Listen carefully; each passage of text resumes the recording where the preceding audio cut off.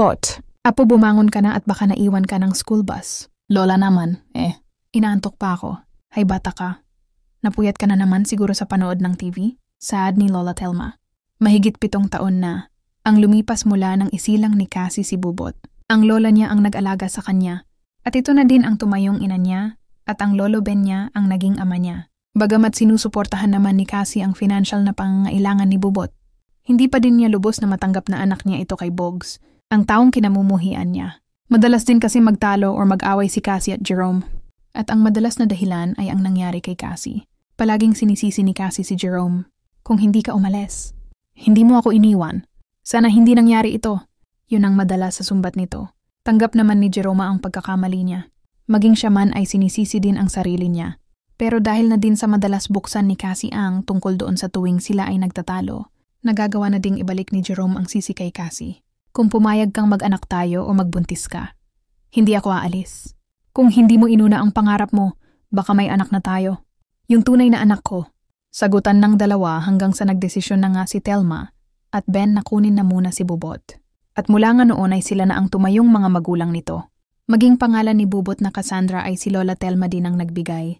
Minahal ng husto ng mag-asawang Telma at Ben ang kanilang apo. Lola, hindi ba ako mahal nila mami at daddy? Minsan ay naitanong ni Bubot sa lola niya. Siyempre mahal na kila apo. Masyado lang silang abala sa pagtatrabaho. At lahat ng ginagawa nila ay para sa'yo. Sagot ni Lola Telma. Bakit minsan lang sila magpakita sa akin? Tsaka bakit hindi sila pumupunta sa school ko? Tulad ng iba kong mga kaklase. Palagi nila kasama ang mama at papa nila. Pumupunta din sa school. Tanong ulit na Bubot sa kay Lola Telma. Hayaan mo apo, kapag hindi na sila busy sigurado na pupunta din sila doon. Pag-aalo pa di Lola Telma sa apo niya. Sila mahal na mahal ko sila.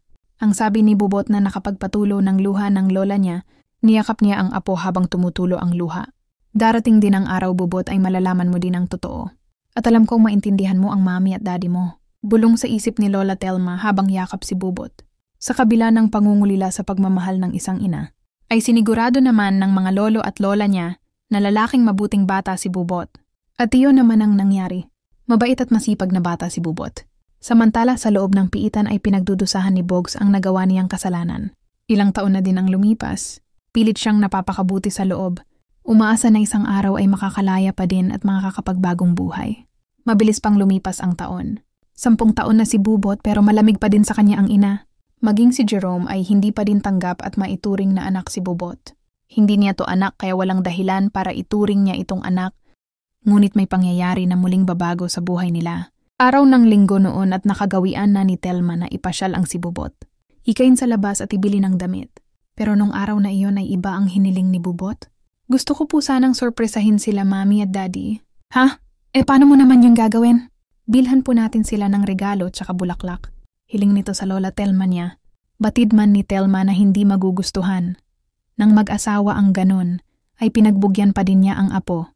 Dahil na din sa pangungulit nito, couple t-shirt at bulaklak. Yun ang napili ni Bubot sa ibigay sa mami at sa tinuturing niyang daddy. Masayang-masaya si Bubot habang papunta sila sa bahay nila Jerome at Cassie. Ang bahay na dapat ay dun siya nakatira. Pero dahil sa galit at puot ni ng mami niya, ay hindi niya man lang maranasan na matulog doon. Saktong paalis ng bahay sila Cassie nang abutan nila. Agad na tumakbo si Bubot kat Cassie at yumakap ito. Tila ba sabik na sabik sa mami niya. Nagulat si Cassie at halatang hindi natuwa sa padating ng maglola. Mama naman! Bakit bigla na lang kayong pumupunta nang hindi nagsasabi? Pasensya ka na Cassie. Gusto lang naman ibigay ni Bubot itong regalo na binili niya para sa inyo. Sabay abot sa bulaklak at bag. Nag-aksaya pa kayo ng pera. Sad nito nang halatang naiirita. Nasa labas sila ng gate ng bahay. Si Jerome naman ay walang pakialam sa usapan. Kasalukuyang may kausap ito sa cellphone. Tuistan siya ito nang makitang dumating ang maglola. Sige na Cassie, aalis na din kami. Mukhang may lakad pa kayo, sad ni Lola Telma. Sumakay ng kotse si Cassie at si Jerome ay nanatiling nasa daan at nakikipag-usap sa CP. Hindi nito napansin ang paparating na sasakyan sa kinatatayuan niya. Papalapit si Bubot sa kanya upang ibigay ang bulaklak nang makita nito ang sasakyan. Agad siyang tumakbo at tinulak si Jerome papalayo. Sa kasamaang palad ay si Bubot ang nahagip ng sasakyan. Bahagya pang nakaiwas ang sasakyan kaya nahagip lang si Bubot. Pero buwal ito at tumama ang ulo sa semento. Tumugo ang ulo nito at nawalan ng malay.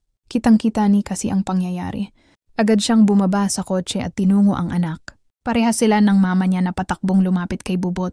Agad binuhat ni Jerome si Bubot at isinakay sa kotse.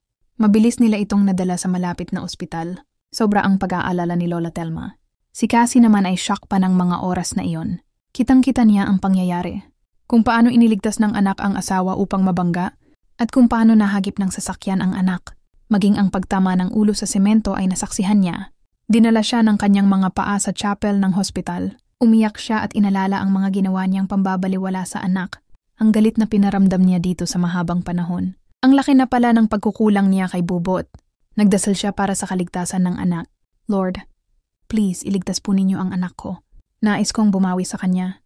Nais kong iparamdam sa kanya ang pagmamahal ko. Maya-maya ay nasa tabi na niya si Jerome. Sorry Han kung hindi ko tinuring na anak si Bubot. Di ko akalain na siya pala ang magliligtas sa akin. Parehas lang tayo Han. Nagsisisi din ako sa panahong ipinagkait ko sa anak natin. Mahigit 10 taon. Nagyakap ang dalawa. Sumumpa sila na babawi sa anak kapag nakaligtas ito. Lumipas ang buong araw. Hanggang kinabukasan ay hindi pa din nagising si Bubot.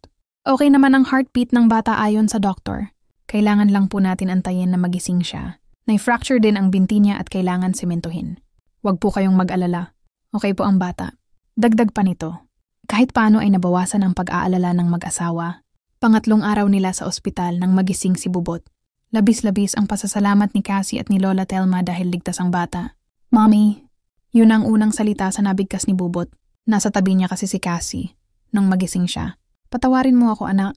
Yun ang nasabi ni Cassie habang yakap ang anak. Tumulo ang luha nila. Si Lola Telma ay walang pagsidlan ang saya.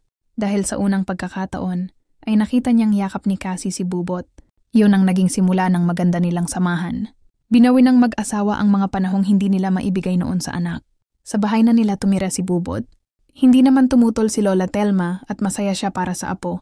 Naging maayos din ang pagsasama ng mag-asawa. Naging sentro ng samahan si Bubot.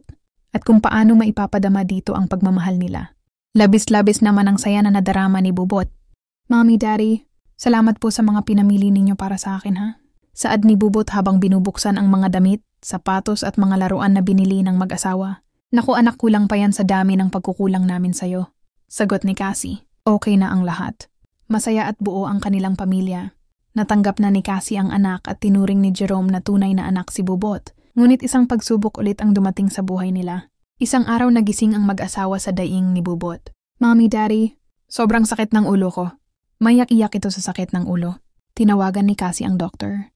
Cassie, mabuti pa ay magkita na lang tayo sa klinik ko. Tutalay papunta din naman ako doon. Agad nilang dinala doon si Bubot. Matapos masuri ang kalagayan, ng bata ay kinausap ng sarilinan ng doktor ang mag-asawa.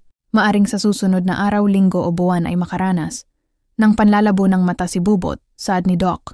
Ano pong dahilan, Doc? Tanong ni Cassie. Head trauma. Maapektuhan ang paningin niya dahil sa pagkabagok ng ulo niya. Hindi naman agad-agad totally mabubulag siya. Pero magiging blurred ang paningin niya at manlalabo. Makakaranas din siya ng madalas na pananakit ng ulo. Malungkot na umuwi ang mag-asawa kasama si Bubot matapos mabili ang gamot na nireseta ng doktor. Mami, ano daw ang sakit ko? Tanong ni Bubot. Wala kang sakit anak. Natural lang daw na sumakit ang ulo mo minsan. Dahil hindi pa gaano magaling ang sugat mo.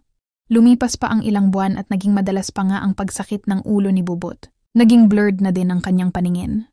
Nanlalabo na. Mas naging abala si Cassie sa pag-aalaga sa anak upang mabantayan itong mabuti. Binitawan na ni Cassie ang pagmomodelo. Ang nais niya ay ituon na ang buong atensyon sa anak. Kung dati ay galit na galit siya dahil ama ni Bubot ang taong sumira sa pangarap niya. Ngayon ay handa na siyang ipagpalit ang pangarap niya para sa anak. Suportado naman ni Jerome ang mga pangangailangan nila at ang pagtigil niya sa modeling. Kasama si Lola Telma magkatulong sila sa pag-aalaga kay Bubot. Mas lalo pa nilang pinadama dito ang kanilang pagmamahal. Ngunit hindi naging sapat ang pag-aalaga nila dahil sa dumadalas na pananakit ng ulo ni Bubot. Kinailangan na muna siyang manatili sa ospital. Ayon na din sa payo ng doktor, migraine. Yun ang naging dulot ng pagkabagok ng ulo niya at dahilan ng panlalabo ng mata. Halos hindi na makilala ni Bubot ang mukha ng kaharap niya. Tanging boses na lang ng mga ito ang gabay upang makilala niya ang kausap.